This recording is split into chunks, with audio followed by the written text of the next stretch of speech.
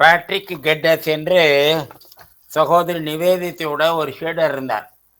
அவர் India பிறகுதான் இந்த கோவில்கள் எல்லாம் ஒரு நகரத்தினுடைய முக்கியத்துவத்தை எப்படி அதிகப்படுத்துகிறது என்று அந்த டெம்பிள் சிட்டி அப்படிங்கிற கான்செப்டையே உண்டாக்கினார். அவர் மயிலாப்பூர் கபாலீஸ்வரர் கோயிலை பார்த்து அவருக்கு இந்த டெம்பிள் சிட்டிங்கிற கான்செப்ட் உருவாகிருக்கலாம். ஆனால் திருவனந்தபுரம் பத்மநாபசாமி கோயில் அந்த டெம்பிள் சிட்டிங்கிற கான்செப்டுக்கு முழுக்க முழுக்க ஒரு பொருத்தமான ஒரு ஊர். அந்த அளவுக்கு அந்த நகரத்தினுடைய வாழ்க்கை, அந்த கோவிலுடைய வாழ்க்கை ரெண்டும் இணைந்திருக்கிறது. இத்தனைக்கும் ரொம்ப நாளைக்கு திருவனந்தபுரம் அந்த சேர மன்னர்களுடைய தலைநகரமாக இல்லை. மாறி மாறி கொல்லம், திருவட்டாறு, கல்குளம், பத்மநாபபுரம், இரணியல், இப்படி பல ஊர்கள் அந்த திருவிதாங்கூரினுடைய தலைநகரமாக இருந்தது. கடைசியில தான் இந்த திருவனந்தபுரம் என்பது தலைநகரமாக ஆயிற்று. இருந்தாலும் கூட இந்த திருவனந்தபுரத்தினுடைய இம்பேக்ட், அந்த மக்களுடைய வாழ்க்கை, அந்த மக்களுடைய கலாச்சாரம், அந்த மக்களுடைய பொருளாதாரம், அந்த மக்களுடைய போக்குவரத்து எல்லாத்திலையும் மிகப்பெரிய பங்காற்றிற்று. அதனால திருவனந்தபுரத்தையும் அந்த கேரளத்து மன்னர்களுடைய வாழ்க்கையையும் பிரிக்க முடியாதபடி இப்ப ராஜராஜ சோழன் பரதீஸ்வரர் கோவிலை கட்டினான்.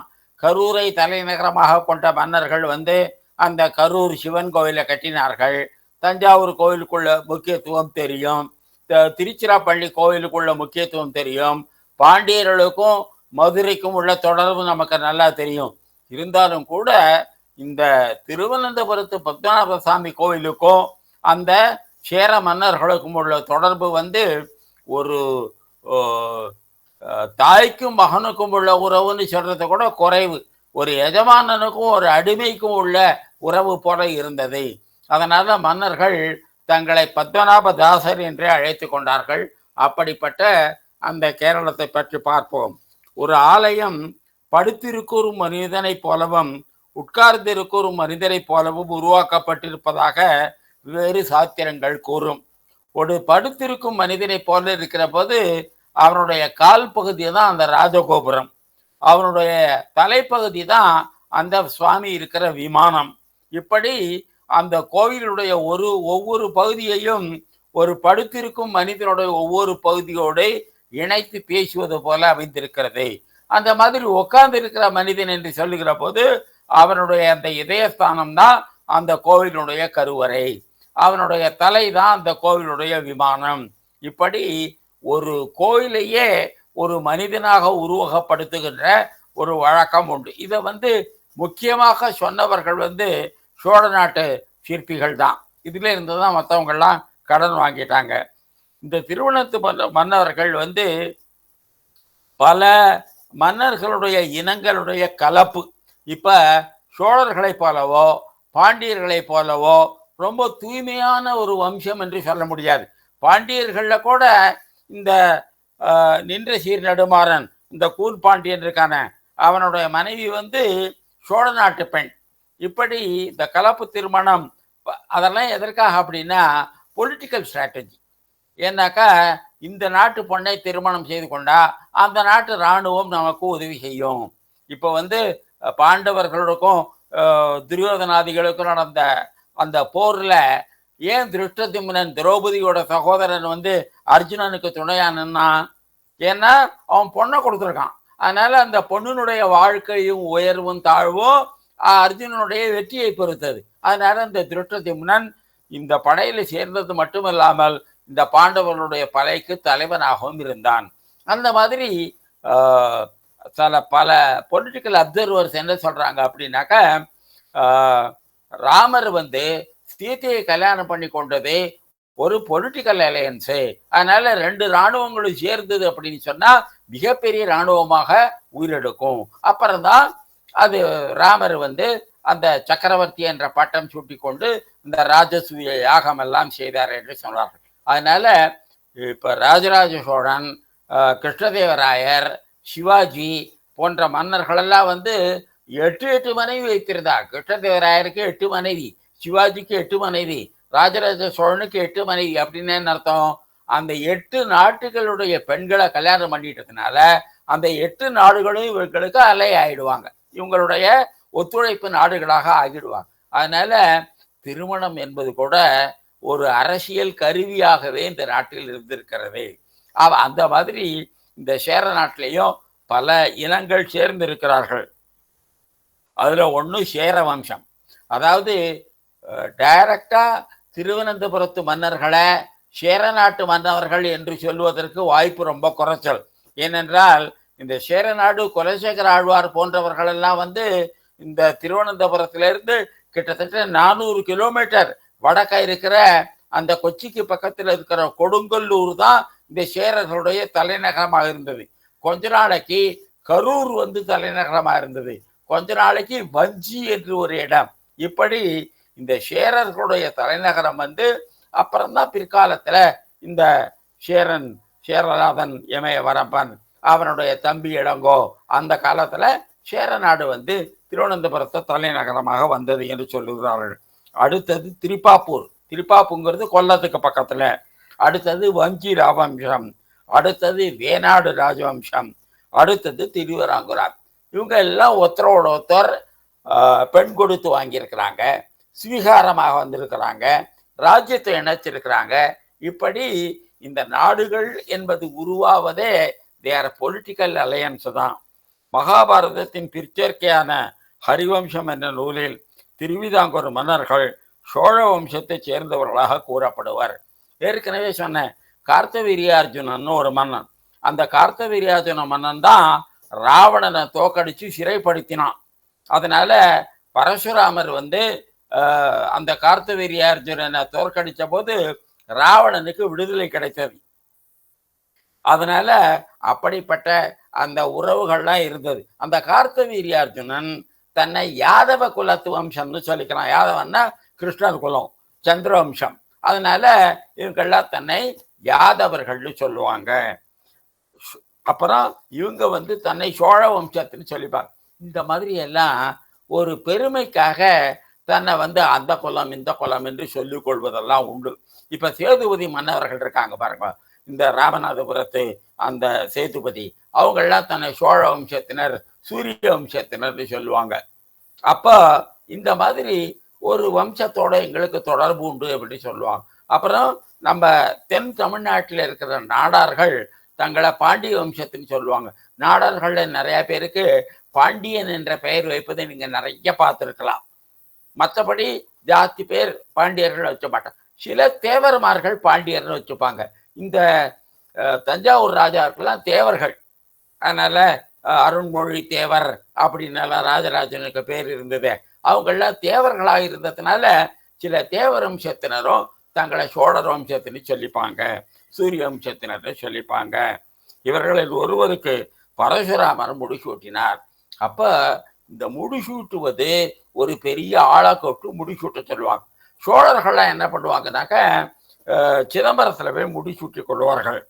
பரசுராமர் ஹிரண்ய கர்ப்பம், துலா புருஷன் என்ற மகாமகம் ஆகிய வழக்கங்களை உண்டாக்கினர். இந்த ஹிரண்ய கர்ப்பத்தை பத்தி பின்னாடி பார்க்க போறோம். இந்த ஹிரண்ய கர்ப்பம் என்பது என்ன அப்படின்னாக்க கிட்டத்தட்ட 25 கிலோ அப்படி தங்கத்துல ஒரு அண்டா பண்ணுவாங்க, அதுக்கு கொப்பரைன்னு பேரு. அந்த கொப்பரைக்குள்ள இருந்தாக்க அவங்க ஏதாவது பாவம் பண்ணியிருந்தாங்கன்னா அந்த பாவம் போய்விடும். அடுத்தது துலாபாரம். இந்த துலாபாரம் வந்து சத்யபாமா காலத்திலே இருந்தே வருகிறது. ஒரு தடவை ருக்மிணிக்கும் சத்யபாமாவுக்கும் யாரு கிருஷ்ணரை ரொம்ப அதிகமா நேசிக்கிறாங்க அப்படின்னு ஒரு போட்டி வந்தது. அப்ப இந்த கிருஷ்ணருக்கு சமமான எடைக்காக சத்யபாமா என்ன பண்ணினா, தன்னுடைய நகையெல்லாம் கட்டி ஒரு தட்டுல வச்சு எதிர்த்தட்டுல கிருஷ்ணரை உக்காத்தி வச்சா. ஆனா அத்தனை நகையும் கிருஷ்ணருக்கு ஈக்குவல் ஆகல.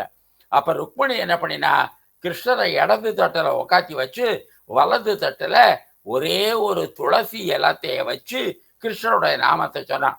அந்த துளசி தட்டு வச்ச துளசி இலை வச்ச தட்டு கீழே தாழ்ந்தது. அதுல இருந்து இந்த துலாபாரம் அப்படிங்கிற கான்செப்ட் வந்தது. இப்ப வந்து பல கோவில்கள்ல இந்த துலாபாரம் இல்லாம போயிடுச்சு. இப்ப குருவாயூர்ல வந்து இந்த துலாபாரம்ங்கிற கான்செப்ட், எடைக்கு எடை வாழைப்பழம் கொடுப்பாங்க, எடைக்கு எடை தேங்காய் கொடுப்பாங்க, எடைக்கு எடை வெல்லம் கொடுப்பாங்க. இப்படி அந்த எடைக்கு எடை ஏதாவது பொருள் கொடுப்பது ஆயிருக்கிறது. ராதாகிருஷ்ணன் ஒருத்தர், அவர் வந்து ஐஎஸ்ஆர்ஓ உடைய தலைவரானார். அவர் அது தலைவரான போது தன்னுடைய எடைக்கு எடை வாழைப்பழம் கொடுத்தார். இப்படி எல்லாம் அந்த வாழைப்பழத்தை கொடுத்து கோயிலில் கொடுத்துட்டு அவங்க எல்லாருக்கும் ஏழைகளுக்கு பங்கு போட்டு கொடுத்துருப்பாங்க. இந்த துலாபாரம் என்பது தன்னுடைய எடைக்கு எடை ஏதாவது ஒரு பொருளை கோவிலுக்கு தானம் கொடுப்பது. இதை பரசுராமரே உண்டாக்கினார் என்று. அடுத்தது ஹிரண்ய கர்ப்பம். இந்த ஹிரண்ய கர்ப்பம் ரொம்ப இம்பார்ட்டன்ட். அதாவது ஒருத்தன் எந்த வம்சத்துல பிறந்தானோ அந்த வம்சத்தை விட்டு வெளியில வர முடியாது. அப்ப இந்த கம்போடியா, அப்புறம் தாய்லாந்து, இந்த நாட்டில் இருக்கிறவர்கள் இந்து மதத்தினுடைய பெருமையை பற்றி கேள்விப்பட்டு நாங்கள் இந்துக்களாக ஆக வேண்டும் அப்படின்னு சொன்னாங்க. இந்து மதத்துல என்ன பிரச்சனைனாக்கா, பிறவியினால தான் ஒருத்தன் இந்துக்களாக இருக்க முடியுமே தவிர மதம் எல்லாம் மாறுறதுக்கு இந்து மதத்துல ஸ்கோப் இல்லை. அப்ப இந்த அஸ்ஸாம் நாட்டை சேர்ந்த பெரிய பண்டிதர்கள் என்ன பண்ணினாங்க, நீங்க தங்கத்தாலேயோ வெள்ளியினாலேயோ ஒரு பசுமாடு மாதிரி ஒன்று பண்ணுங்க. அந்த பசுமாட்டினுடைய வயிற்றுல நீங்க 3 நாள் உட்காந்துருங்க. அந்த 3 நாள் உட்காந்துருந்தா நீங்க வெளியில வரபோது உங்களை நான் இந்துக்களை ஏற்றுக்கொள்வோம். இப்படி கம்போடியாவுடைய மன்னர்கள் பசுமாட்டினுடைய வயிற்றிலிருந்து வெளியில வந்த 1000 பேர் வந்தவங்களுக்கு அஜாரிகா என்று பெயர், 100 பேர் வந்தவங்களுக்கு சைக்கியா என்று பெயர். இப்ப கூட அஸ்ஸாம்ல சைக்கியா, அஜாரிகா என்ற பெயரெல்லாம் மக்களுக்கு உண்டு. அவங்கெல்லாம் முன்னாடி புத்திஸ்டா இருந்து பிறகு இந்த மாதிரி பசுமாட்டு வயத்துக்குள்ள உட்கார்ந்திருந்து மதம் மாறியவர்கள். அந்த மாதிரி சேர நாட்டு மன்னர்கள் இருந்ததுக்கெல்லாம் ஒரு வரலாறு இருக்கு. ஒரு கர்நாடகத்திலிருந்து ஒரு பிராமணர் வந்து அம்பாசமுத்திர செங்கோட்டை பகுதியில ரொம்ப இருந்தார். பெரிய தபஸ்வி. அவர் நிறைய காயத்ரி ஜபம் பண்ணுவார். அப்ப சேர நாட்டு ராஜாவுக்கு ஒரு தோல் வியாதி வந்துருச்சு. அப்ப அந்த அரசவை புரோகிதர்கள் சொன்னாங்க, இந்த மாதிரி ஏதோ விடாம காயத்ரி பண்ணக்கூடிய ஒரு பிராமணனை அணுகி அவன்கிட்ட இருந்து ஒரு நாள் காயத்ரியினுடைய புண்ணியத்தை நீங்க வாங்கிக்கிட்டீங்கன்னாக்க உங்களுடைய அந்த பாவங்கள்லாம் போயிடும் அப்படின்றான். இந்த ராஜா வந்து அந்த பிராமணனை எவ்வளவு பெரியவன்னா அவன் பேர் கூட நமக்கு தெரியல. அவ்வளவு தியாகம். தன்னோட பேரை கூட வெளியில சொல்லிக்காத அளவுக்கு அவ்வளவு பெரிய தியாகம். அவன்கிட்ட போய் இந்த ராஜா கேட்கிறாரு, நான் வந்து உனக்கு நிறைய பொன் தரேன், எனக்கு உன்னுடைய 3 நாள் காயத்ரி புண்ணியத்தை கொடு அப்படிங்கிறான். அந்த பிராமணன் சொல்றான், நான் கொடுக்க மாட்டேன் அப்படிங்கிறான். அப்புறம் கேட்குறான், நீ 1 நாள் காயத்ரி புண்ணியத்தையாவது கொடு அப்படிங்கிறான். கொடுக்க மாட்டேன் அப்படிங்கிறான். நீ ஒருவேளை காயத்ரியோட புண்ணியத்தையாவது கொடு அப்படிங்கிறான். கொடுக்குறான். அப்படி கொடுத்த போது அந்த ராஜாவை ஒரு தங்கத்தால ஒரு பசுமாடு பண்ணி அதனுடைய வயத்துக்குள்ள 3 நாள் இருக்க சொல்றாரு. அந்த இப்படி இருந்துட்டு வெளியில வரும்போது அந்த பிராமணன் வந்து தன்னுடைய காயத்ரி புண்ணியத்தெல்லாம் அந்த சேர நாட்டு ராஜாவுக்கு கொடுக்குறான். அந்த ராஜாவோட தோல்வியாதி தீர்ந்து போயிடுது. அப்போ அந்த தங்கத்தாலான பசுமாட்டுடைய எடைக்கு தங்கத்தை அந்த பிராமணனுக்கு அந்த ராஜா கொடுக்குறான். இந்த பிராமணன் சொல்றான், நான் ஒரு ஆண்டி பண்டாரம் ஏதாவது பொழப்புக்காக சேர நாட்டுக்கு வந்தேன், நான் பொண்ணை வச்சுக்கிட்டு என்ன பண்ணுவேன், இந்த பொண்ணை வச்சுக்கிட்டு நான் எப்படி காப்பாற்றுவேன், இந்த பொண்ணை நான் என்ன பண்ணுவேன் அப்படின்னு சொன்னா, இங்க இருக்கிற மக்களுக்காக இந்த தாமிரபரணியுடைய ஒரு கிளை நதியை உண்டாக்கி 1000கணக்கான ஏக்கர் நிலத்துக்கு நீர்ப்பாசனம் வரும்படியாக செய்வேன் என்று சொல்லி இன்றைக்கும் அம்பாசமுத்திரம் மணிமுத்தாறு பகுதியில கன்னடியன் கால்வாய் என்று ஒரு கால்வாய் இருக்கிறது. அது இந்த மாதிரி தன்னுடைய காயத்ரி ஜப புண்ணியத்தை கொடுத்து நிறைய தங்கத்தை பெற்று அந்த சுயநலமற்ற பிராமணன் அந்த தோண்டிய கால்வாய் தான். எத்தனை பெரிய தியாகம் பாருங்க. இன்னைக்கும் அந்த கால்வாயில அந்த நீர்ப்பாசனத்தினால 1000கணக்கான ஏக்கர் நிலம் அம்பாசமுத்திரம் மணிமுத்தாறு பகுதியில நீர்ப்பாசனத்தை பெறுகின்றது. அப்படி இந்த எடைக்கு எடை தங்கம் கொடுப்பது, தான் ஒரு பசுமாட்டு வயத்துக்குள்ள இருந்து அந்த பசுமாட்டு அளவு தங்கத்தை பண்ணுவது, அந்த மாதிரி ராமர் வந்து ராவணன் அப்படிங்கிற ஒரு பிராமணனை கொன்னதுனால அவருக்கு வந்து பிரம்மஹத்திங்கிற தோஷம் வந்தது. அப்ப சொல்றாங்க, நீ நீ அந்த நாட்டில இருந்து ஜெயிச்சிட்டு வந்த தங்கத்தை எல்லாம் வச்சுக்கிட்டு ஒரு பெருமாளுக்கு ஒரு விஷ்ணுக்கு ஒரு கோவில் கட்டு அப்படின்னு. நீங்க மயிலாடுதுறையில இருந்து திருக்கடையூர் போற வழியில செம்பன்னார் கோவில் அப்படின்னு, அந்த செம்பன்னார் கோவில் நாதஸ்வரத்துக்கு ரொம்ப புகழ்பெற்ற ஊர். அந்த செம்பன்னார் கோவில் நாகப்பட்டினத்திலிருந்து திருக்கடையூர் போற வழியும் மயிலாடுதுறையில இருந்து திருக்கடையூர் போற வழியும் சந்திக்குது. அந்த இடத்துல இந்த செம்பன்னார் கோவில் இருக்கு. அப்ப ராமர் ராவணனை கொன்ற தோஷம் நீங்குவதற்காக பொன்னால அந்த திருமாலுக்கு செய்த கோவில். இதெல்லாம் எதற்கு சொல்லுகிறேன், தனக்கு எவ்வளவு தங்கம் கிடைச்சாலும் அதை தானே வச்சுக்காம திருமாலுக்கு அர்ப்பணம் செய்கின்ற ஒரு பெரிய வழக்கம் நம் நாட்டில் இருந்தது. அப்போ இந்த துலாதாரம், இந்த ஹிரண்ய கர்ப்பம், இந்த மகாமகம்ங்கிறது மாசி மாசத்து மக நட்சத்திரத்தன்னைக்கு குளத்துல குளிச்சா ரொம்ப பெரிய புண்ணியம் உண்டாகும் என்று அந்த குளத்துல குளிப்பாங்க. இதெல்லாம் இந்த பரசுராமரை உண்டாக்கியது. பிற்காலத்து அந்த திருவனந்தபுரத்து மன்னர்களும் அந்த வழக்கத்தை தொடர்ந்து செய்தார்கள். இங்கும் குலசேகர பெருமாள் என்ற ஒரு மன்னரும் உண்டு. இக்கோவிலுக்கென்றே மகாத்மியங்களும் புராண குறிப்புகளும் நிறையவே உண்டு. இவ்வளவு தன்மையும் பெருமையும் உடைய திருமாலை நாமும் வழிபட்டு பெருமை அடைவோமாக. அப்படி திருவிதாங்கூர் கோவில் ஒரு அற்புதமான கோவிலாகும். திருவாங்கூரை ஆண்ட மன்னர்கள் சேரர்களும் ஆயர்களும் இணைந்த வம்சமாக இருக்கக்கூடும். அதனால அவங்களுக்கு சிறையில், சேர அப்படிங்கிறதுல இருந்து சிறை, ஆய அப்படிங்கிறதுல இருந்து ஆயில், இந்த சேரர்களும் ஆயர்களும் சேர்ந்தது சிறையில். சிறையில்னு கன்னியாகுமரி மாவட்டத்தில் ஒரு ஊரே இருக்கு. அப்ப இந்த சேர வம்சமும் இந்த ஆயர் வம்சமும் சேர்ந்ததுதான் இந்த சிறையில்.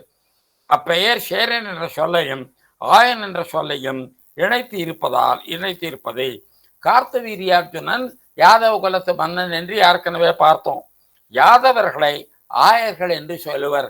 ஆயர் குலத்தின் அணிவிளக்கை என்று ஆண்டாள் பாடியிருக்கிறார் இல்லையா? 4 திவ்ய பிரபந்தத்துல கண்ணனை ஆயன் ஆயன் ஆயன் என்று சொல்லுகின்ற வழக்கம் உண்டு. இந்த சொல் வழக்கு 4 திவ்ய பிரபந்தத்திலும் காணப்படும். இயேசுநாதரையும் ஆயர் என்று சொல்வது, அவர் மாட்டுக்கொட்டாயிலேயே பிறந்தார் அப்படின்னு சொல்லுவாங்க. கிறிஸ்தவ மதத்தின் பிஷப்புகளை ஆயர் என்று சொல்வார். பிஷப்புங்கிறது ஒரு மாவட்டத்து கலெக்டர் மாதிரி கிறிஸ்தவ மதத்துக்குள்ள ஒரு போஸ்ட். அவங்கள ஆயர் ஆயர் என்று சொல்லுவார்கள். வேதத்திலும் பசுமாடுகளை செல்வத்தின் அளவுகோலாக கருதும் வழக்கம் உண்டு. கோபிராமணே பேஸ்து நித்தியம் என்று வேதத்திலே வரும். வாழ்த்து அப்படின்னு சொன்னாக்க பிறருக்காகவே தன்னுடைய பாலை கொடுக்கிற பசுமாடுகளோ பிறருடைய நன்மைக்காக வாழ்கின்ற பிராமணர்களோ எப்போதும் சுகமாக இருக்கட்டும். அப்ப அதனாலதான் செல்வத்தை குறிப்பதற்கு மாடு என்ற சொல்லை திருவள்ளுவரும் மாடல்ல மற்ற பிற அப்படின்னு வள்ளுவர் சொல்றார் இல்லையா? இந்த மாடு என்ற சொல் செல்வத்தை குறிப்பதற்காக இருக்கிறது. இதுல இருந்து என்ன தெரியுதுன்னா, ஒரு காலத்துல மாடு தான் செல்வத்தினுடைய அளவுகோலாக இருந்தது. அதனாலதான் உங்க வீட்டுல நிறைய மாடு வளரட்டும் என்று யாரையும் வாழ்த்துகின்ற வழக்கம் இருந்தது. இந்த நிலத்தை கொடுப்பதெல்லாம் பிற்காலத்துல வந்தது. அந்த காலத்துலலாம் நிலம் தனி உடைமையாகவே இருந்ததில்லை. நிலம் என்பது பொது சொத்தாக இருந்தது. பிற்காலத்துலதான் நிலத்தை ஒரு மனிதன் தன்னுடைய சொந்த சொத்தாக வைத்துக் கொள்ளுகின்ற வழக்கம் இருந்தது. இப்ப கம்யூனிஸ்டுகளும் சரி, வினோபாஜி போன்ற மகான்களும் சரி, எல்லாருமே இந்த திருப்பி அந்த வழக்கம் வரணும். இந்த நில உடைமை அப்படிங்கிறதே இந்த வெள்ளக்காரன் கொண்டு வந்த உபதிரவம் தான். அதற்கு முன்னாடி ஒரு நிலத்தை இது ஏன் சொத்து என்று சொல்வது. ராமகிருஷ்ண பரமஹம்சர் சொல்வாரு, கடவுள் 2 சமயம் சிரிப்பாரு.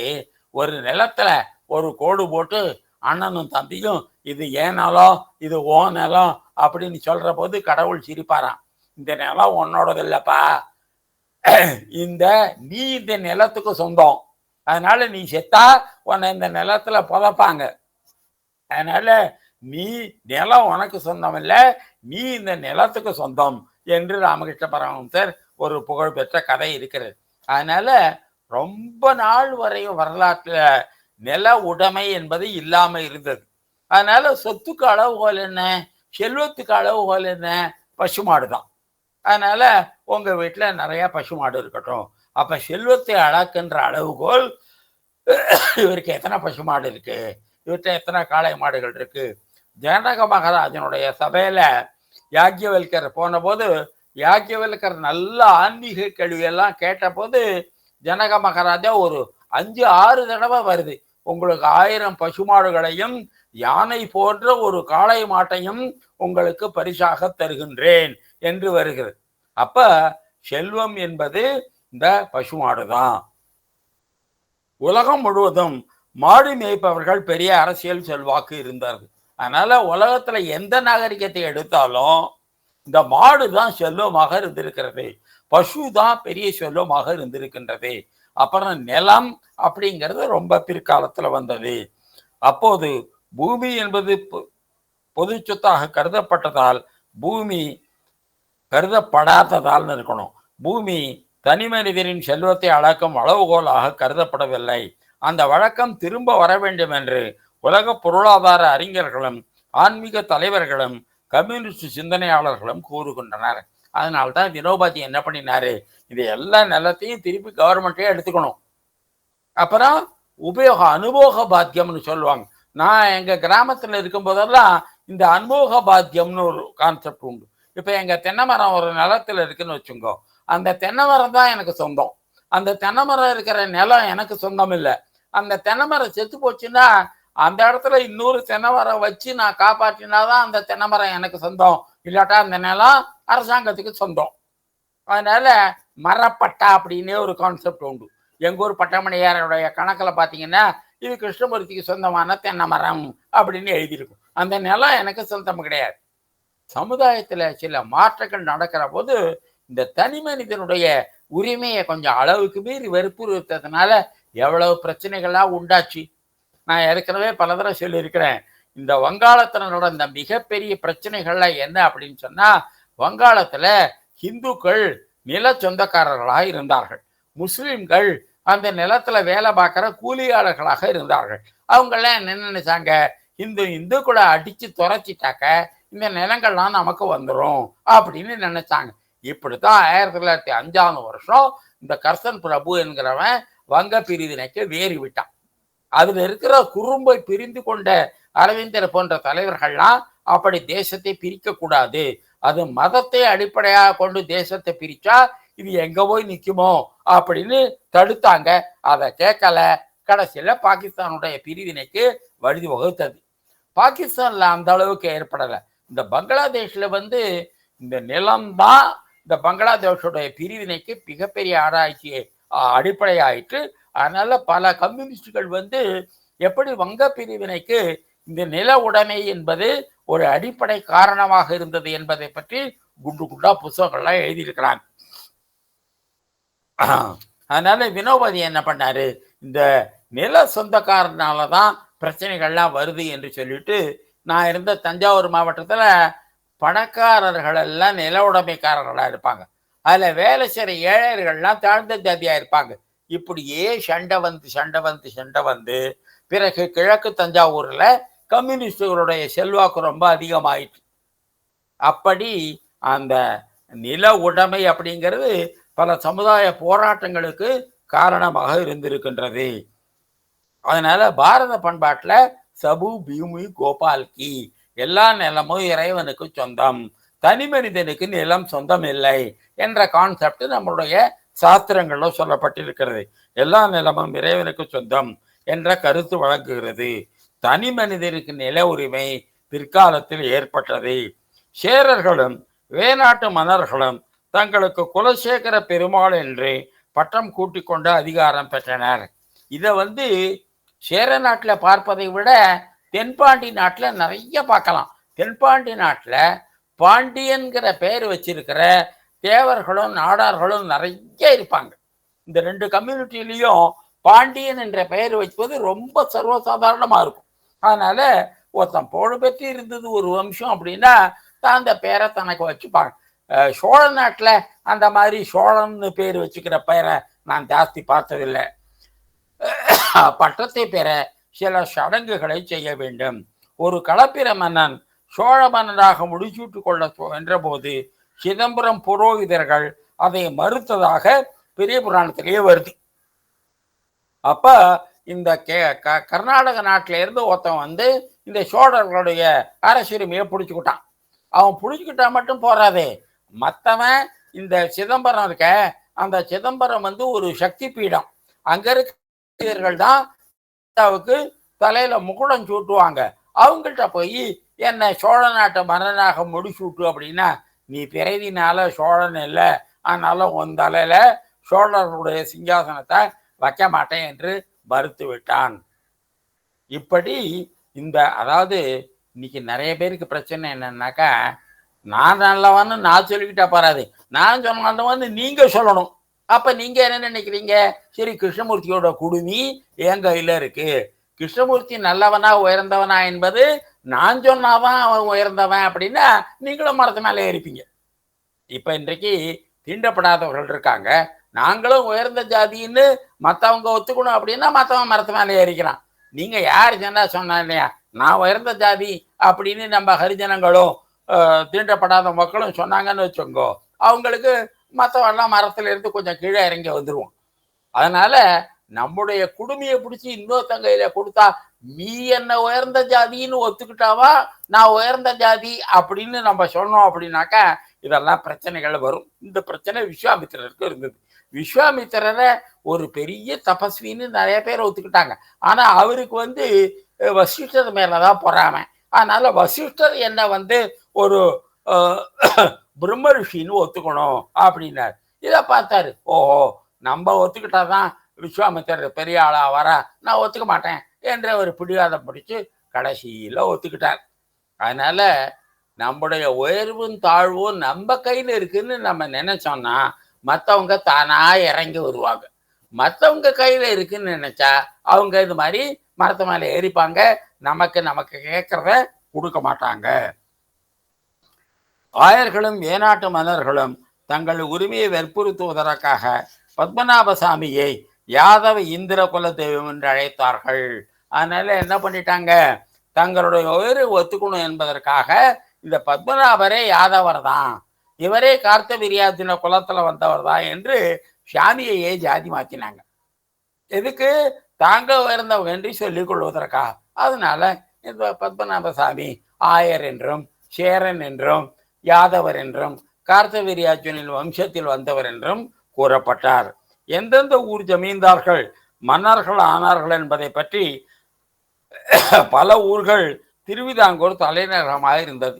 இந்த திருவிதாங்கூருக்கு நிலைத்த தலைநகரம் இல்லை. எந்தெந்த ராஜன் எந்தெந்த நாட்டில் அதிகாரத்தை பிடிக்கிறானோ அவன் ஊர் தலைநகரம் ஆகிடும். திருவட்டாறு அந்த பெருமா கோயில் இருக்கிற ஊர் கொஞ்ச நாள் தலைநகரமாக இருந்தது. திருப்பாப்பூர் கொல்லத்துக்கு பக்கத்துல, கொல்லம், கொடுங்கல்லூர் எவ்வளவு தூரம் பாருங்க, 400 கிலோமீட்டருக்கு மேல தூரம். பத்மநாபபுரம் இன்றைக்கு நம்ம தக்கலைன்னு சொல்றோம் அந்த ஊர், அப்புறம் இரணியல், இப்படி பல ஊர்கள் வெவ்வேறு காலகட்டத்தில் இந்த திருவிதாங்கூருடைய நாட்டுக்கு தலைநகரமாக இருந்திருக்கிறது. சேர வம்சம் என்று தன்னை அழைத்து கொண்ட வம்சத்தினர் பல ஏற்றத்தாழ்வுகளை அரசியல் கண்டுள்ளார்கள். அவருடைய ஆட்சி காலத்தில் அவர்கள் பத்மநாபசாமி கோவிலுக்கு செய்த திருப்பணிகள், கொடுத்த தானங்கள் கோவிலில் இருக்கும் சூரணை பதிவேடுகளில் மிக விவரமாக எழுதப்பட்டிருக்கிறது. அதாவது ஒவ்வொரு கோவில்லையும் அந்த கோவிலுடைய வரலாற்றை என்ன பண்ணுவாங்க, கல்வெட்டில் எழுதி வைப்பாங்க, செப்பேட்டில் எழுதி வைப்பாங்க, ஓலைச்சுவட்டில் எழுதி வைப்பாங்க. இப்போ தஞ்சாவூருக்கு காகிதத்தில் கூட எழுதி வச்சிருக்கான்னு சொன்னாங்க. நம்ம கன்னியாகுமரி அகஸ்தீஸ்வரத்தை சேர்ந்த பேராசிரியர் ஆதித்யன் என்பவர் கேந்திரத்துக்கு வந்தார். நீங்கள் என்ன சார் ரிசர்ச் பண்ணுறீங்க அப்படின்னு சொன்னேன். இல்லை, தஞ்சாவூருடைய பல ஆவணங்கள் பேப்பரில் எழுதப்பட்டிருக்கு, ஆனால் அதனுடைய மொழி மராட்டி, எழுத்து வந்து மோடின்னு ஒரு எழுத்து, அதெல்லாம் திருப்பி தமிழில் கொண்டு வரோம். தமிழ்நாட்டில் மோடி எழுத்து, மராட்டி மொழி, அப்படியெல்லாம் ஆவணங்கள் இருந்திருக்கு ராஜா காலத்தில். அதெல்லாம் தமிழில் கொண்டு வந்தால் தமிழ்நாட்டுடைய வரலாறு ரொம்ப தெளிவாக இருக்கும். அந்த பேராசிரியர் அந்த ஆராய்ச்சி பண்றாரு. அப்படி எவ்வளவு இருக்குன்னு நிறைய இருக்கு ஆவணங்கள் அப்படின்னு சொன்னாரு. இதற்கெல்லாம் ஓலைச்சுவடிகளில் எழுதி கட்டுக்கட்டா கட்டி வச்சிருப்பான். அந்த கட்டுக்கு சுருணை அப்படின்னு பேரு. சுருணை அப்படின்னா சுருட்டி வைக்கப்பட்டதுன்னு அப்படின்னு அர்த்தம். பல சோழ மன்னர்கள் திருவனந்தபுரத்தின் மீது படையெடுத்ததாகவும் சேரர்களின் பெருமையை குறைக்க முயற்சி செய்ததாகவும் இந்த கோவில் பதிவுகள் குறிப்பிடுகின்றன. காந்தளூர் சாலை அப்படின்னே ஒரு நாவல் இருக்கு, ஒரு புத்தகம் இருக்கு. இந்த காந்தளூர் சாலை என்பது நாளந்தாவுக்கு சமமாக பெரிய அறிவு தலைநகராகவும், இந்த கேரளால மார்ஷியல் ஆர்ட்ஸ்ன்னு சொல்லுவாங்க, களரின்னு சொல்லுவாங்க, இந்த வாழ்வீச்சு அப்படின்னு சொல்லுவாங்க. அதுல யோகாவும் இருக்கும், சண்டையும் இருக்கும். களரிப்பாயட்டு அப்படின்னு சொல்லி நம்ம கேந்திராவில் அந்த கேரளாக்காரங்க நிகழ்ச்சியெல்லாம் நடத்திருக்காங்க. அப்படி அந்த போர்க்கலை ஆக்சுவலா அது யோகா கலை. நான் ஏற்கனவே சொல்றேன், அந்த சுதாமு அப்படிங்கிற காஞ்சிபுரத்துக்காரரு இந்த போர்க்கலையை சைனா வரலையும் கொண்டு போனாரு. சைனா, ஜப்பான் ஆகிய நாடுகளிலெல்லாம் நம்ம தமிழ்நாட்டுடைய பிராணாயாம கலை, அதை அடிப்படையாக கொண்ட போர்க்கலை எல்லாம் பரப்பினார் என்று 7வது அறிவோ 7வது மனிதனோ ஏதோ ஒரு சினிமா வந்திருக்கு அப்படின்னு தெரிஞ்சவங்க சொன்னாங்க. அது தென் பாரதத்தின் நாளந்தா என்று அழைக்கப்பட்டது. ராஜராஜ சோழன் அதன் மீது படையெடுத்து அதை அழிக்க முற்பட்டதாக கோயில் பதிவுகள் குறிப்பிடுகின்றன. தெற்கு கேரளத்துக்குள்ளேயே மன்னர்கள் ஒருவரோடு ஒருவர் போரிட்டு கொண்டு பகைமை வகித்ததும் காணப்படுகிறது. நம்ம தமிழ்நாடு இவ்வளவு அறிவும், இவ்வளவு செல்வமும், இவ்வளவு வீரமும், எவ்வளவு கலை அறிவும் இருந்தும் கூட இப்படி துண்டு துண்டா சிதறி போனதற்கு காரணம் என்ன? இந்த சேர சோழ பாண்டியர்கள் எப்ப பார்த்தாலும் சண்டை போட்டுக்கிட்டே இருப்பாங்க. இதை தவிர சோழர்களுக்குள்ளேயே சண்டை போட்டதெல்லாம் உண்டு, இந்த வாரிசு சண்டைக்காக. அது மாதிரி சேரர்களோட சண்டை போட்டது. இப்படியெல்லாம் இவங்க தன்னுடைய சக்தியை தானே வீணாக செலவழித்து சண்டை போட்டது கொண்டதும் உண்டு. இன்னொரு பக்கம் ஒற்றுமை உண்டதாகவும் ஏற்கனவே சொன்னேன். பாண்டிய நாட்டு ராஜா இந்த நின்றசீர் நெடுமாறன் இந்த சோழ நாட்டு ராஜகுமாரியை கல்யாணம் பண்ணிக்கிட்டான். அவன் தான் இந்த அங்கையர்கண்டி அப்படின்னு சொல்லி வளவர்கோன் பாவை அப்படின்னு திருஞான சம்பந்தர் பாடி இருக்கிறார். வளவர்கோன் அப்படின்னா சோழர்கள் வீட்டு குழந்தைன்னு அர்த்தம். சோழர் வீட்டு பெண்ணை பாண்டியன் கல்யாணம் பண்ணிட்டு இருக்கான். அந்த மாதிரி கோச்சங்கட் சோழ நாயனாருடைய ஒரு பையன் பாண்டிச்சேரிக்கு போன போது, நாகப்பட்டினம் பூம்புகாருக்கு போன போது, அங்க கம்போடியா நாட்டிலேருந்து ஒரு பொண்ணை கல்யாணம் பண்ணிக்கிட்டு அவங்களுக்கு பிறந்த குழந்தைய ஒரு செடியினுடைய கொடியில சுத்தி கடல்ல விட்டுட்டாங்க. அந்த கொடியில சுத்தின குழந்தை கரையேறி அது பல்லவன் என்றாக்க இந்த செடிகளுடைய தளிர்கள் அதுல சுத்தப்பட்டதுனால அவங்களுக்கு பல்லவர் என்று பேர் வச்சது. அவங்க காஞ்சிபுரத்தை தலைநகரமாக கொண்டு ஆண்டார்கள். அப்போ இந்த பல்லவர்கள் உண்மையில சோழ ரத்தத்தை உடையவர்கள் அப்படின்னு சொல்றாங்க. அப்படி இந்த பல்லவர்களுக்கும் இந்த சோழர்களுக்கும் நெருங்கிய உறவு உண்டு. திருவட்டாரை ஊராக கொண்ட சோழர்களும் திருவனந்தபுரத்தை ஊராக கொண்ட ஆயர்களும் ஒருவரோடு ஒருவர் கலந்து பெயர்களையும் பட்ட பெயர்களையும் கோவில் திருப்பணிகளையும் உரிமைகளையும் பகிர்ந்து கொண்ட வரலாறு கட்டப்படுகிறது. ஆனா எவ்வளவு செஞ்சாலும் ஒரு விஷயம் காமன். என்ன? இந்த திருவனந்தபுரத்து கோவிலுக்கு திருப்பணி செஞ்சு அதுல மக்களுக்கு இருக்கிற செல்வாக்க தான் கொஞ்சம் எடுத்துக்கொள்வது.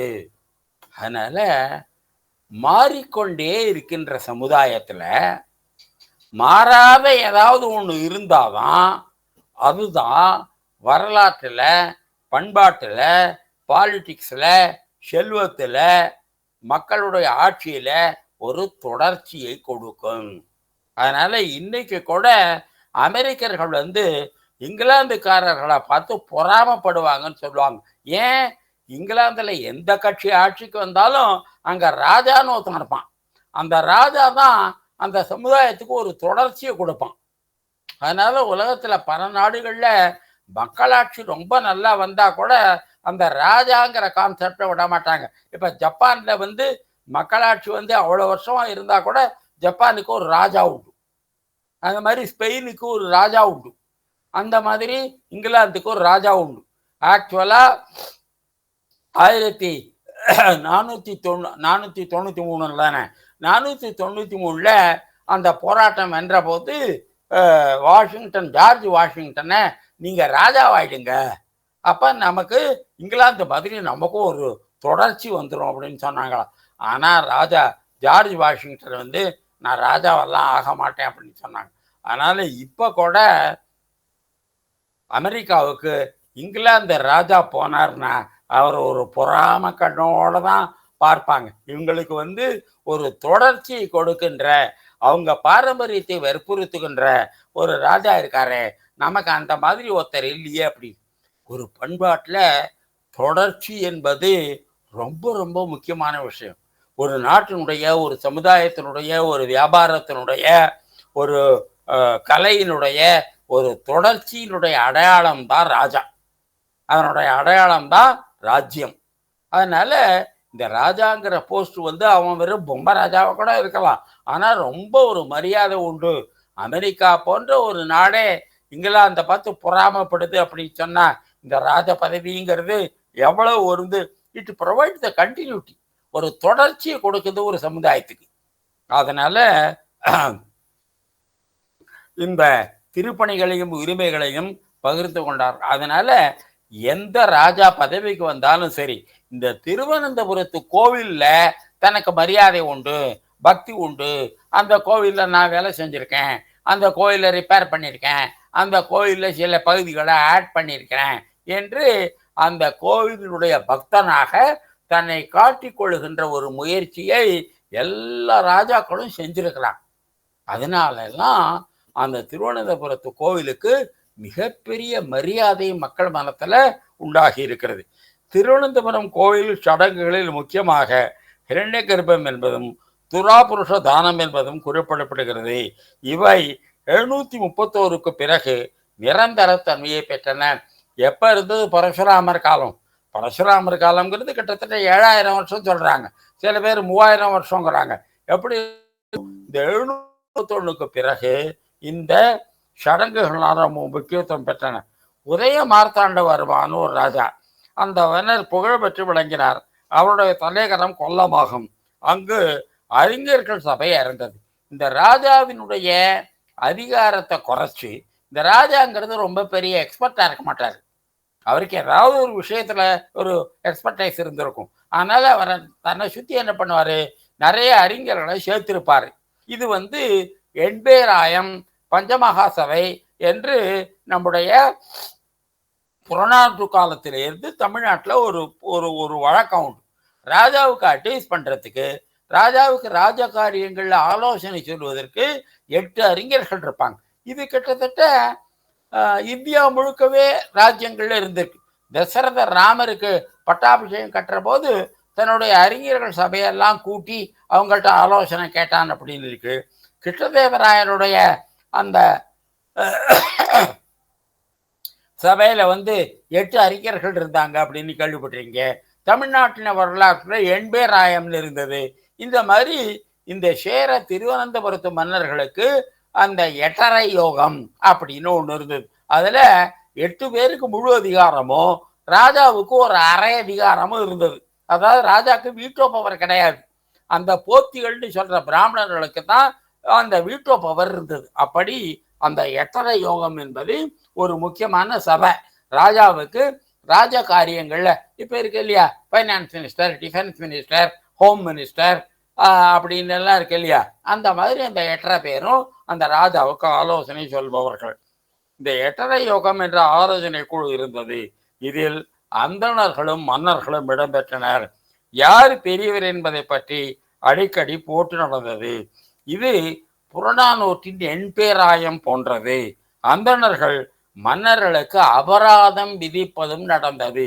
அதனால ராஜா பட்டம் சூட்டி கொள்கிற போது அந்தணர்கள் ஒரு மயில் பீலியாலான ஒரு தடியை கையில வச்சிருப்பாங்க. அதை ராஜா தலையில ஒரு தட்டு தட்டுவாங்க. ஐ எம் தண்டிதோஸ்மி, நான் தண்டனை கூறியவன் என்று ராஜா சொல்லுவோம். இந்த வழக்கத்தை வச்சு வெள்ளக்காரன் என்ன பண்ணினா, இந்தியாவினுடைய வரலாற்றுல பிராமணர்களுக்கும் ராஜாக்களுக்கும் எப்ப பார்த்தாலும் சண்டை நடந்துகிட்டே இருந்தது அப்படின்னு நம்முடைய வரலாற்றை அவன் திருத்தி எழுதினான். நம்ம நாட்டுல புரோகிதர்கள், அந்தணர்கள் ராஜாவோட அதிகாரத்துக்கு போட்டி போட்டதா வரலாறே கிடையாது. வசிஷ்டர் ராமருக்கு பட்டம் கட்டிட்டு அந்த அயோத்தி நகரத்துக்கு வெளியில போய் ஒரு குடிசையில இருந்தாருன்னு இருக்கு. அதனால தப்பு தவறி கூட ஒரு கான்ஃபிளிக்ட் ஆஃப் இன்ட்ரெஸ்ட், யாரு பெரியவன், ராஜா பெரியவனா புரோகிதர் பெரியவரா அப்படிங்கிற சண்டை வரத்துக்கு வாய்ப்பே இல்லாதபடி அந்த ராஜகுரு என்ன பண்ணுவாரு, ஒரு எளிமைய ஆடைய மர உரிய தச்சுக்கிட்டு ஊருக்கு வெளியில போய் இருப்பாரு. ராமர் எங்கேயோ ஒரு வேட்டைக்கு போயிட்டு வரும்போது அயோத்திக்கு வெளியில இருந்த வசிஷ்டரோட குடிசைக்கு போய் வசிஷ்டரை வணங்கிட்டு அந்த ராஜதானிக்குள்ள வந்தாரு அப்படின்னு எல்லாம் சொல்லப்பட்டிருக்கிறது. அதனால இந்த பிராமணர்களும் சத்திரியர்களும் எப்ப பார்த்தாலும் சண்டை போட்டுக்கிட்டே இருந்தாங்க அப்படிங்கிறது இந்த வெள்ளைக்காரர்களுடைய அப்பட்டமான புழுகு. ஏன் அப்படி நடந்தது அப்படின்னு சொன்னா, ஐரோப்பாவில் போப்பாண்டவர் அப்படிங்கிற பதவி வந்த போது இந்த போப்பாண்டவருக்கு கொஞ்சம் அரசியல் ஆசை இருந்தது. அதனால அவரு அந்த ராஜாக்களோடலாம் போராடினார்.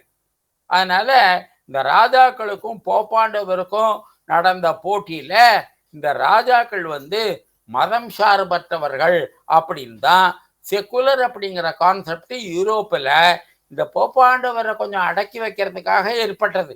அந்த மாதிரி கருத்துக்கள்லாம் நம்ம அரசியல்ல புகுத்தி, அதனால அரசியல்ல அந்தணர்களுக்கோ அல்லது புரோகிதர்களுக்கோ மதத்துக்கோ ஒரு அதிகாரமே கிடையாது அப்படின்னு அந்த வெள்ளைக்காரன் எழுதி வச்சான்.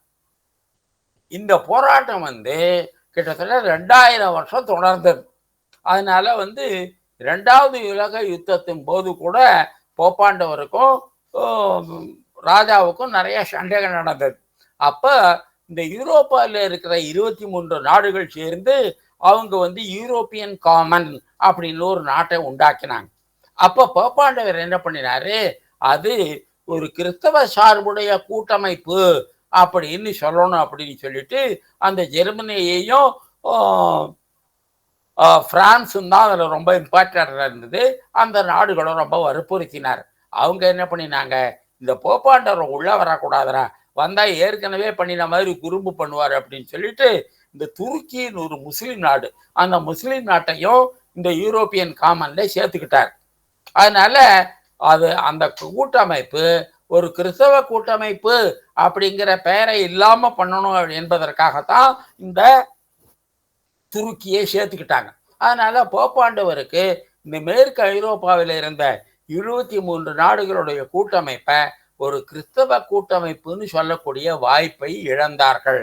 எதற்காக சொல்றேன் அப்படின்னாக்கா, இந்த வெள்ளைக்காரன்ட்டு இருக்கிற மிகப்பெரிய கெட்ட பழக்கம், அவங்க நாட்டு பிரச்சனையெல்லாம் நம்ம தலைமையில எழுதி அவன் அவன் எந்த ஊருக்கு போனாலும் அந்த ஊர் மக்களை ஏமாத்தி நிலத்தை பிடுங்கிப்பான். அதனால அவன் என்ன பண்ணான், ராமர் தமிழ்நாட்டுக்கு வந்தபோது தமிழ் மக்களை ஏமாத்தி தன்னுடைய அவங்க நிலத்தெல்லாம் பிடுங்கிட்டாருன்னு எழுதி வச்சான். ராமர் குஹனுடைய நாட்டை பிடிச்சிக்கிட்டாரா, சுக்ரீவனுடைய நாட்டை பிடுங்கிட்டாரா, விபீஷனுடைய நாட்டை பிடுங்கிட்டாரு. எங்க போனாலும் எனக்கு எங்க ஊர் தாயா இருந்தது, நான் போறேன் எங்க ஊருக்கு அப்படின்னு குஹன் ஒரு நாட்டை கொடுத்த போதும் வேண்டான்னாரு, சுக்ரீவன் நாட்டை கொடுத்த போதும் வேண்டான்னாரு, விபீஷணன் நாட்டை கொடுத்த போது வேண்டான்னாரு. இதெல்லாம் அவனுடைய வரலாற்றை நம்ம தலைமையில சுமத்தினதுனால வந்த வம்பு இதெல்லாம். அதனால இன்றைக்கு நாம் காணுகின்ற மிக பல பிரச்சனைகளுக்கு வெள்ளைக்காரன் எழுதின இந்த குறும்புத்தனமான வரலாறு அவனுடைய நாட்டில் நடந்ததெல்லாம் நம்ம தலைமையில எழுதினதுனால வந்தது. நாகாலாந்துல 2 கிறிஸ்தவ பிரிவுகள் உள்ள நுழைஞ்சுதான். ஒருத்தன் சொன்னான்னா, நாங்கள்லாம் அமெரிக்கன் பேப்டிஸ்ட் சர்ச்சு, நீ என் பேச்ச கேளு, இந்த இங்கிலாந்துலேருந்து வந்த ப்ராட்டஸ்டன்ட் சர்ச்சுங்கிறவன் ரொம்ப பொல்லாதவன், அவன் பேச்ச கேட்காதே அப்படின்னா. இன்னொரு பிரிவு என்ன பண்ணா, நாங்கள் இங்கிலாந்துலேருந்து வந்த இங்கிலாந்துக்காரன், நீ அமெரிக்கன் பேப்டிஸ்ட் சர்ச்சுன்னு ஒருத்தன் வருவான், அவன் ரொம்ப கொல்லாதவன், அவன் பேச்ச கேட்காத அப்படின்னு. இந்த நாகாலாந்தனுடைய அந்த பழங்குடி மக்கள் எழுதுறாங்க, எங்களுக்கு கிறிஸ்தவன்னாலே என்னன்னு தெரியாது, இதுல இங்கிலாந்து கிறிஸ்தவம்னா என்னன்னு தெரியாது, அமெரிக்க கிறிஸ்தவம்னா என்னன்னு தெரியாது.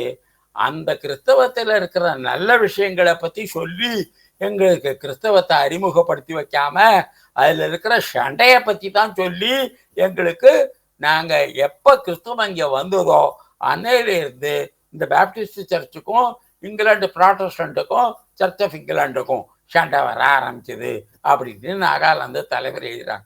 மதமே வரல, மதத்துக்குள்ள சண்டை வந்துச்சு. இப்படித்தான் அவங்க நாட்டில் இருந்த பிரச்சனையெல்லாம் நம்ம தலைமையில கொண்டு வந்து சுமத்தினார்கள். எதற்காக சொல்லுகிறேன், ராஜாக்களுடைய முக்கியமான வேலை சண்டை போடுறேன். தின்னுட்டு சிம்மாசனத்துல உக்காந்துக்கிட்டு அவங்களுக்கு பொழுது போகலன்னா யாரோடையாவது சண்டை போடுவது. இதுல அவங்களுக்கு ஆலோசனை சொன்ன இந்த எண்பேராயம், அந்த 5 பேர் குழு, இதெல்லாம் ரொம்ப இருந்தது. அந்தணர்கள் மன்னர்களுக்கு அபராதம் விதிப்பதும் நடந்தது. இவ்வாறு பிராமணர்களுக்கும் சத்திரியர்களுக்கும் அதிகார போட்டி நடந்ததாக எழுதுவது மிகைப்படுத்தப்பட்ட வரலாறு ஆகும். பெரும்பாலான ராஜபுரோகிதர்கள் குலக்குருக்கள் பதவியில் இருந்தும் அதிகாரத்திலிருந்தும் தலைநகரத்திலிருந்தும் விலகியே இருந்தார்கள். ஒரு நம்ம இந்த ராஜபுரோகிதர்கள் குலகுருக்களை பத்தின எந்த வர்ணனையை பார்த்தாலும் அவங்க குடிசையில வாழ்ந்ததா தான் இருக்கு. ராஜாவுக்கு போட்டியா ஒரு அரண்மனை கட்டிக்கிட்டு இந்த புரோகிதர்கள் வாழ்ந்தாருக்கிறதுலாம் இல்லவே இல்லை. அப்போ 14-15ஆவது நூற்றாண்டுல கர்நாடகத்துல இருக்கிற இந்த ஹம்பியில ஒரு பிரச்சனை உண்டாச்சு விஜயநகர பேராட்சியில. என்ன, அப்ப அந்த நாட்டினுடைய நிலைமை ரொம்ப மோசமா இருந்தது. அந்த நேரத்துல அந்த சிம்மாசனத்துல உட்கார்றவனோடக்கு உயிருக்கே ஆபத்து வரும் அப்படின்னு ஜோசியர்கள் சொன்னார். அப்ப வித்யாரண்யர் என்ன பண்ணாரு, அந்த ஹரிஹரர் புக்கர் அப்படிங்கிற ஆடு மேய்க்கிற இடையர்கள் தானே ராஜாவா இருந்தாங்க, அவங்கள, தம்பிகளா நீங்க கொஞ்சம் வெளியில இருங்க, உங்க உயிருக்கு ஆபத்து வராம நான் கொஞ்ச நாளைக்கு அந்த ராஜா சிம்மாசனத்துல உட்கார்றேன். ஒரு சிம்மாசனத்துல உட்கார்ந்த துறவிய இந்த ஏழரை நாட்டான் சனியன்னு பிடிக்காது அப்படின்னு சொல்லி அந்த துன்பத்தை எல்லாம் அவர் தான் வாங்கிக்கிட்டார். அந்த 7.5 வருஷம் புழஞ்ச உடனே அந்த வித்யாரண்ய சுவாமி அந்த சிம்மாசனத்திலிருந்து தான் கீழே இறங்கிட்டு ஹரிஹர புக்கரை அந்த சிம்மாசனத்துல திருப்பி உட்காந்து வச்சார். இந்த ஒரு சந்தர்ப்பத்தை தவிர இந்தியாவினுடைய வரலாற்றுல பிராமணர்கள் அரசுரிமையை பெற்றார்கள் என்பதற்கு வரலாறே கிடையாது. மற்ற எல்லா ஜாதிக்காரர்களும் ராஜாவா இருந்திருக்காங்க. சிவாஜி ஒரு சூத்திரர் அப்படிங்கிற ஜாதி, அவர் ராஜாவா இருந்திருக்காங்க. கர்நாடகத்து ராஜாவாக பானை செய்யற குயவர்கள் இருந்திருக்கிறாங்க, நூல் நூக்கிறவங்க ராஜாவாக இருந்திருக்கிறாங்க. ஆனா பிராமணர்கள் எந்த நாட்டிலேயாவது ராஜ சிம்மாசனத்துல ஏறி உட்கார்ந்தாங்கன்னு இந்தியாவில் வரலாறே கிடையாது. அதனால நம்ம வரலாற்றுல ராஜாவுக்கும் குலகுருவுக்கும் நடந்த சண்டையாக சித்தரிப்பது அமெரிக்கர்கள் வெள்ளைக்காரர்கள் செய்த குறும்பு.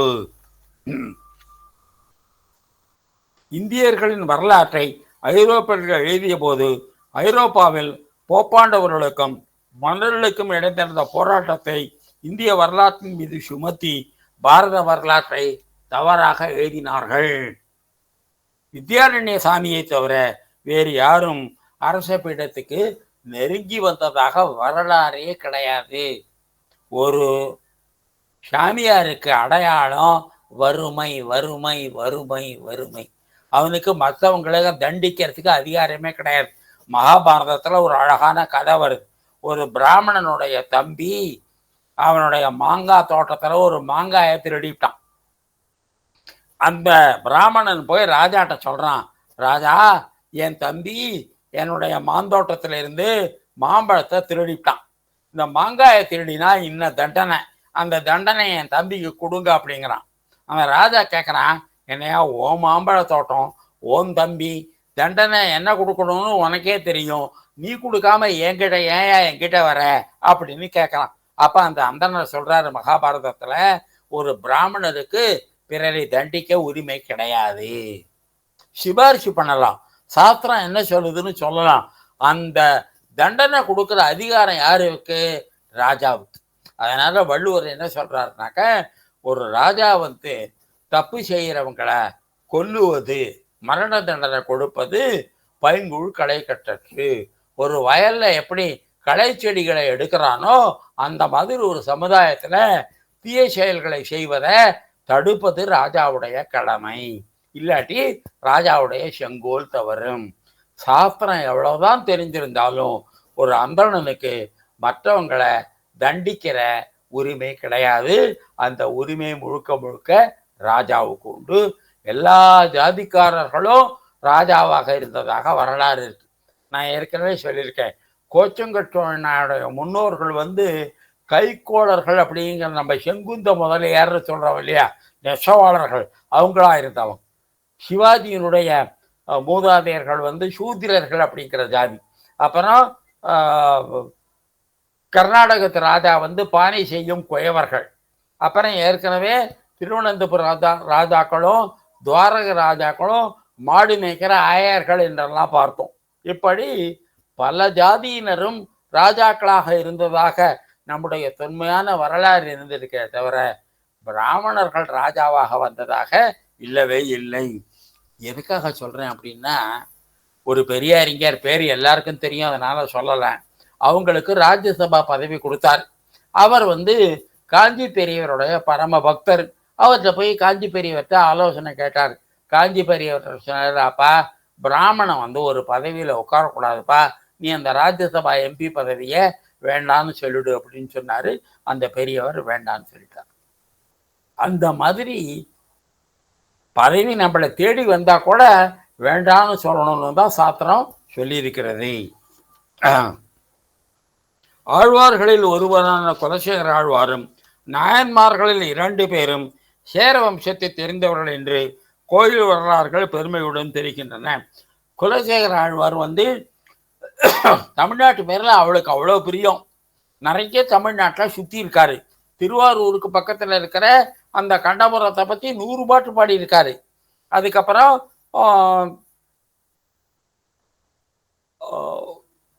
அந்த கொடுங்கல்லூருடைய அந்த நாயன்மார் இருக்கார, அவரும் திருவாரூரை பற்றி பாடல் எழுதியிருக்கிறார். இன்னொரு நாயன்மார் யாருன்னு எனக்கு தெரியல, நான் தேடி பார்த்து சொல்கிறேன்.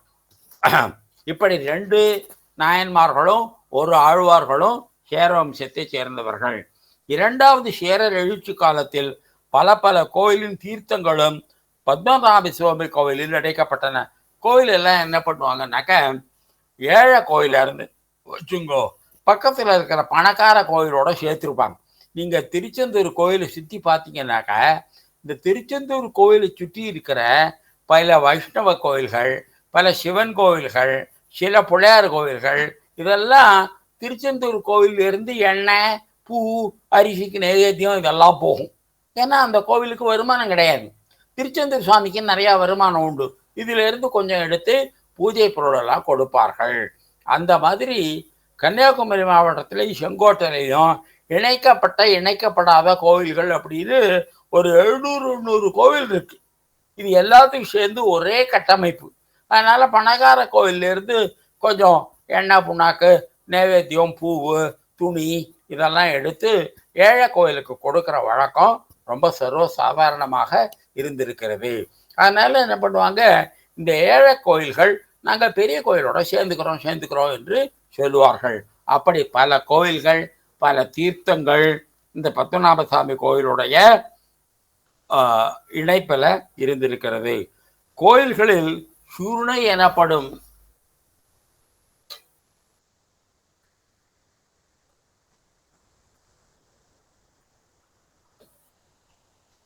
ஓலை கட்டுமானங்கள் 3000 கட்டப்படுகின்றன. அதில் என்ன பண்ணுவாங்க, பனை ஓலையில் எழுதி கட்டு வச்சிருப்பாங்க. அப்படி 3000 ஓலைகள் சுருள் இருக்கான். அதில் எவ்வளவு தனிப்பட்ட ஓலைகள் இருக்குன்னா 30 லட்சம். இந்த 30 லட்சத்தையும் படித்து இந்த கோயிலுடைய வரலாற்றை பற்றி யாருமே தெரியாது அப்படிங்கிற அவ்வளவு வெல்த் ஆஃப் இன்ஃபர்மேஷன். அதனால் அந்த ஓலை சுருள்கள் இருந்து சில நக்கெட்ஸ், இப்போ அல்வா ரொம்ப இருந்ததுனாக்கா அதில் இருக்கிற முந்திரி பருப்பை மட்டும் எடுத்து திங்கிறோம் இல்லையா, அந்த மாதிரி இந்த ஓலைச்சுருளில் இருக்கிற சுவாரஸ்யமான விஷயங்களை பற்றி பார்ப்போம். ஒரு கிணற்றில் ஒரு பிராமண போத்தி விழுந்து இறந்து விட்டார். அந்த பகுதியில் அந்த கிணறு தான் தண்ணிக்கு. அப்போ பிராமண போத்தி விழுந்த கிணத்தை வந்து நம்ம அபேண்டன் பண்ண முடியுமா? அதை உபயோகப்படுத்திக்க வேண்டாம்னு சொல்ல முடியுமா? வேற கிணறு இல்லையே. அதனால என்ன பண்ணாங்க, ஒரு பிராயச்சித்தம் பண்ணி அதில் கங்கை ஜலத்தை ஊற்றி இந்த தண்ணி இனிமே புனிதம் அப்படின்னு சொல்லி அதை திருப்பி உபயோகத்துக்கு கொண்டு வந்தாங்க. இந்த சம்பவம் எவ்வளவு பேருடைய உள்ளத்தை தொற்றுருக்கு அப்படின்னாக்கா, தமிழில் திலீப் குமார்னு ஒரு பிரமாதமான எழுத்தாளர், பை பர்த் அவர் வந்து குஜராத்தி. அவர் வந்து தீர்வு அப்படின்னு ஒரு கதை எழுதியிருக்கிறாரு. இலக்கிய சிந்தனையில பரிசு பெற்ற ஒரு கதை. ஒரு 10-20 பேர் இருக்கிற ஒரு பகுதியில் ஒரே ஒரு கிணறு தான் இருக்கு. அந்த குளத்துல ஒரு எலி விழுந்து செத்து போகுது. என்ன பண்ணுது? அப்போ ஒரு பாட்டி வந்து சொல்றா, கங்கை ஜலத்துக்கு தான் எல்லாத்தையும் புனிமைப்படுத்துகிற சக்தி உண்டு இல்லை, கொஞ்சம் போற கங்கை ஜலத்தை அந்த கிணத்துக்குள்ள விட்டுட்டு அந்த தண்ணியை எல்லாரிடத்தையும் யூஸ் பண்ணுவோம் அப்படிங்கிறாங்க. இவங்க எல்லாரும் எப்படிராப்பா இந்த பிரச்சனையை தீர்க்கறதுன்னு துடிச்சுக்கிட்டு இருந்தவங்களுக்கு பாட்டி சொன்னது ரொம்ப சந்தோஷம் சந்தோஷம் அப்படின்னு சொல்லிட்டு கொஞ்சம் கங்கை ஜலத்தை அந்த கிணத்துல விட்டுட்டு திருப்பி பயந்துக்கிட்டு எதற்கு சொன்னாங்க, சௌகரியம் தான் சாஸ்திரம். சாஸ்திரம்ங்கிறது உங்களை கஷ்டப்படுத்துறதுக்காக இல்லை, உங்களுக்கு சுபமானதும் எளிமையானதும் நடைமுறைக்கு உகந்ததாகவும் உள்ள வாழ்க்கையை தருவதற்குத்தான் சாஸ்திரம் இருக்கே தவிர உங்களை போட்டு கஷ்டப்படுத்தி புழிஞ்சு நடைமுறைக்கு உதவாத விஷயங்களை உங்க மேல திணிப்பது சாஸ்திரத்தின் நோக்கம் இல்லவே இல்லை. சௌகரியம் தான் சாஸ்திரம். அப்ப அந்த கோவில்ல என்ன பண்ணாங்க, ஆனைந்து என்னப்படும் பஞ்சகவியம், பசுவினுடைய பால், தயிர், வெண்ணெய், சாணம், சிறுநீர், ஆனை, இதை கொஞ்சம் அந்த கிணத்துல தெளிச்சுட்டு அந்த கிணத்து தண்ணியை எடுத்து யூஸ் பண்ணிக்கோ அப்படின்னு இந்த சாஸ்திரத்துல அந்த ஓலை சுருள்ல எழுதியிருக்கு. அதை பயன்படுத்திக்கிட்டு அந்த ஓலைய தண்ணியை பயன்படுத்திட்டாங்க. அப்புறம் பெண்களுக்கு உரிமை உண்டியா இல்லையா? இப்ப கோவில்கள் எல்லாம் வந்து இந்த பூஜை ஆரம்பிக்கிறதுக்கு முன்னாடி சங்கல்பம்னு ஒன்று பண்ணுவாங்க. நான் இந்த கோவிலில் இன்றைய தேதிக்கு இன்ன பூஜையை பூஜாரியை கொண்டு செய்விக்கிறேன் அப்படின்னு. அந்த உரிமை வந்து 199 கோவிலில் தமிழ்நாட்டில் கிடையாது. இந்த மாதிரி பிரச்சனை கேரளாவில் வந்தபோது என்ன பண்ணாங்க, ஒரு மன்றோ அப்படின்னு அவன் தான் தமிழ்நாட்டுக்கும் கவர்னராக இருந்தான், கேரளாவுக்கும் கவர்னராக இருந்தான். அந்த கவர்னர் என்ன பண்ணா, இந்த சுருணைகளை எல்லாம் நல்லா பார்த்துட்டு பெண்களுக்கு உரிமை உண்டு அப்படின்னு சொல்லிட்டு, அது மட்டும் இல்லை, இன்னுமே கோவிலில் என்ன முக்கியமான நிகழ்ச்சி நடந்தாலும் இந்த ராணிமார்கள் கட்டாயம் வரணும் அப்படின்னு சொல்லி இந்த மன்றோ தான் இந்த பெண்ணுரிமையை திருவனந்தபுரத்து கோவில்களில் நிலைநாட்டினான். அப்புறம் ஒரு சங்கராச்சாரியார் 18ஆம் நூற்றாண்டில் இந்த கோவிலுக்கு வந்தார். அப்புறம் இந்த கோவிலுக்கு பல மன்னர்கள் வந்திருக்காங்க. ஆர்காட்டு நவாபு, பிரிட்டிஷ் ஆட்சியின் பிரதிநிதி, காஷி மன்னர், நேபாள் மன்னர், விஜயநகர மன்னர், கொச்சி மன்னர், கோழிக்கோடு மன்னர், புதுக்கோட்டை மன்னர், காஷ்மீர் மன்னர், மைசூர் மன்னர், குவாலியர் மன்னர், அவங்கெல்லாம் இந்த திருவனந்தபுரத்து கோவிலுக்கு வந்து வழிபட்டிருக்கிறதெல்லாம் இந்த ஆவணத்தில் இருக்கு. அதனால இந்த ஆவணம்ங்கிறது ஒரு பிரமாதமான ஹிஸ்டாரிக்கல் டாக்குமெண்ட். நில வருவாய், இந்த நிலத்திலிருந்து எவ்வளவு வருவாய், எவ்வளவு வரி போடணும், சட்ட பிரச்சனைகள், அரசியல் பிரச்சனைகள், குதிரை வாங்கினது, ஒட்டகத்துக்கு சிகிச்சை, குதிரைக்கு சிகிச்சை, யானைக்கு மருத்துவ சிகிச்சை, இதெல்லாம் பற்றி இந்த ஓலைச்சுருளில் குறிப்புகள் இருக்கு. டச்சுக்காரர்களுடைய வியாபார ஒப்பந்தம், பிற அந்நிய நாட்டவர்களுடைய வியாபார ஒப்பந்தம், இதெல்லாம் எதுக்காகனாக்க பஞ்சாயத்து போர்டு பிரசிடென்ட் வந்து தீர்ப்பு கொடுப்பது, வைத்தியன் வந்து வைத்தியம் பண்ணுவது, மாட்டுத்தரகன் மாட்டை விலை பேசுவது, இதெல்லாம் கவிதை அரங்கேற்றுவது, இதெல்லாம் கோவிலில் வச்சு நடந்தா ஒழுக்க கட்டுப்பாடு இருக்கும். அப்படிங்கிறதுனால கோயிலை வந்து ஒரு இலக்கிய மையமா, ஒரு பொருளாதார மையமா, ஒரு வைத்திய மையமா நம்ம பெரியவங்க வச்சிருந்தாங்க. என்றைக்கு இந்த கலைகளை வியாபாரத்தை கோவிலிருந்து பிரிச்சோமோ அன்னையிலேருந்து அது எல்லாத்துலேயும் அயோக்கியத்தனம் ஆரம்பிச்சிருச்சு. என்னைக்கு கோயில் வந்து கலையிலேருந்து பிரிஞ்சதோ அன்னைக்கு கலை மனிதனை உயர்த்துவதற்கு பதிலாக மனிதனுடைய மிருகத்தன்மையை அதிகரிப்பதாக இன்னைக்கு சினிமாவெல்லாம் பாருங்க. இந்த சினிமாவெல்லாம் பார்த்து யாராவது நல்லவனா ஆக முடியுமா? மனிதனுக்குள்ள இருக்கிற மிருக உணர்ச்சியை வற்புறுத்துவதுதான் இந்த கலையினுடைய முக்கிய பகுதியாக ஆகிவிட்டது. இப்படி அதுக்கப்புறம் ஒரு சமுதாயத்தினை ஒழுங்க நிறுவுவதில் கோயில் ஒரு ஸ்டாண்டர்டு. அதனால ஒரு தடவை சாமி தூக்கிட்டு போகிற போது அந்த சாமி கூட ஒரு போத்தி, அந்த போத்திக்கு என்ன ரூல்னாக்கா, அவன் சாமிக்கு முன்னாடி தான் பார்க்கணும், வலது பக்கமோ இடது பக்கமோ பார்க்கக்கூடாது. அப்படி போகிற ஒரு போத்தி திரும்பி பார்த்தானா அவனுக்கு ஒரு ஃபைன் போட்டாங்களாம். அந்த அளவுக்கு இந்த கோவிலில் இருக்கிற அதிகாரிகளுக்கு டிசிப்ளின். இப்போ கூட கன்னியாகுமரி அம்மன் கோவிலில் கர்ப்ப கிரகத்தை விட்டு அந்த பூசாரி வெளியில் வந்தால் குளிச்சுட்டு தான் உள்ளே போகணும். கர்ப்ப கிரகத்துக்குள்ளே இருக்கிற போது அவர் சத்தம் போடக்கூடாது, மௌனமாக தான் இருக்கணும். இப்படியெல்லாம் இன்னைக்கும் அந்த கோவிலுங்கிறது புனிதமானது, மரியாதைக்குரியது, கவனத்திற்குரியது. இப்படியெல்லாம் நம்ம கோயில்களை அவர்கள் கட்டி ஆண்டிருக்கிறார்கள். கோவிலில் முறை ஜபம் செய்ய வந்த புரோகிதர்களுக்கு கொடுக்க வேண்டிய உணவுகள் குறிப்பிடப்பட்டுள்ளன. கோவில்கள் அப்புறம் கோவிலில் பிரமாதமான அக்கௌண்ட். இந்த எட்டரை யோகம்னு சொன்னேன் இல்லையா, அதனுடைய இந்த கேபினெட் மீட்டிங்கோடைய மினிட்ஸ் எல்லாம் ஒருத்தன் எழுதி வைப்பானே, அந்த மாதிரி ஒருத்தன் இந்த கோவிலில் நடக்கிற பண்டிகைகள், பிரசாதம், சாப்பாடு, செலவு, வந்தது போனது, இதெல்லாம் பற்றி ஒருத்தன். இப்போ 2 அக்கௌண்டன்ட் தே ஆர் குரோனிக்கலர்ஸ். அந்த கோயிலில் நடக்கிற சம்பவங்கள் எல்லாம் எழுதி வைத்தார்கள். இப்படி இந்த 30 லட்சம் ஓலைச்சுவடுகள் திருவனந்தபுரத்து கோயில் இருக்கே, அதை பற்றி ஒரு 100 PhD பண்ணலாம். அதை பற்றி பண்ணினா நம்முடைய இலக்கியம், நம்முடைய வியாபாரம், நம்முடைய சடங்கு, நம்முடைய மந்திரம், நம்முடைய அரசியல், இதையெல்லாம் பற்றி மிகப்பெரிய அறிவு நமக்கு உண்டாகும். இதை பற்றிய மற்ற விவரங்களை அடுத்த வாரம் பார்ப்போம். நம்முடைய ராஜாக்களுடைய சில சேர மன்னர்களுடைய ஆட்சி காஞ்சிபுரம் வரையிலும் வந்திருக்கு.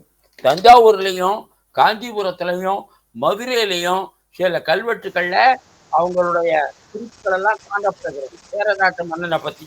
அந்த அளவுக்கு காஞ்சிபுரம் வரையிலையும் இந்த சேர மன்னனுடைய ஆட்சி விஸ்தரமாக இருந்திருக்கின்றது. அப்படிப்பட்ட மிகப்பெரிய செல்வாக்குக்கு உந்துகோலாக, தூண்டுதலாக, அதாவது இந்த சமுதாயத்தில் ஏதாவது நம்ம நல்லதை பார்த்தோன்னு வச்சுங்கோ, அந்த நல்லதை எங்கேருந்து துவங்கிச்சின்னு தேடினீங்கன்னு வச்சிங்கன்னாக்கா ஏதாவது ஒரு முனிவர் இருப்பார், ஏதாவது ஒரு கோவில் இருக்கும். அந்த மாதிரி ஒரு கம்பனையும் ஆழ்வார்களையும் நமக்கு கொடுத்தது யாரு? காவேரியில் இருக்கிற நல்ல தண்ணியும் நல்ல சாப்பாடும். திருவரங்கபுரத்து கோவில், ஸ்ரீரங்கத்து கோவில். அந்த மாதிரி கோவில்னால என்ன பிரயோஜனம்னு கேட்குறாங்க இல்லையா? இந்த கோவில் இவ்வளவு பெரிய சமுதாய வாழ்க்கையை, சமுதாயத்தில் ஒரு ஒழுங்கை, ஒரு கட்டுப்பாட்டை நமக்கு தந்திருக்கிறது. அதனால கோவிலுக்கு போவது என்ன முக்கியம்? நம்முடைய வாழ்க்கையில ஒரு டிசிப்ளின் வரும், நம்முடைய திறமைகள் முழுமையாக வெளியில வரும். மனிதனை முன்வைத்து தான் கோவில். ஒரு கோவிலே மனிதனுடைய வடிவம்தான் என்று பார்த்தோம். அப்படிப்பட்ட கோவிலுக்கு நாம் போக வேண்டும், அந்த உணர்ப்ப வேண்டும், நம்முடைய நம்பிக்கையை வளர்த்து கொண்டு நம்முடைய வாழ்க்கையில மிக உன்னத நிலையை நாம் அடைய வேண்டும். அதற்கு திருவனந்தபுரத்து பத்மநாப சுவாமி நமக்கு அருள வேண்டும். அடுத்த வாரம் 21ஆம் தேதி தீபாவளி. அதனால் 21ஆம் தேதி இந்த நிகழ்ச்சி வேண்டாம். 28ஆம் தேதி திரும்ப சந்திப்போம்.